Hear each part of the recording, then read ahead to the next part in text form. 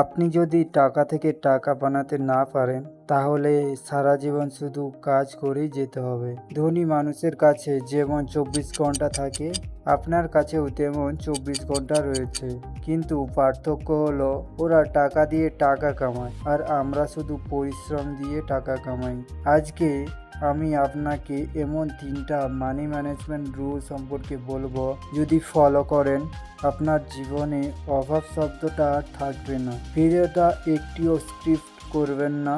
বন্ধুরা, আমি সমীর। আজকের ভিডিওটা আপনার ফিনান্সিয়াল লাইফ পুরো পাল্টে দিতে পারে, তাই মন দিয়ে দেখুন, বুঝুন আর লাস্ট পর্যন্ত থাকুন। চলুন শুরু করি। The golden money rule. আপনি যত ইনকাম করেন 70% সেভিংসের জন্য, 20% ইনভেস্টের জন্য, 10% নিজের আনন্দের জন্য।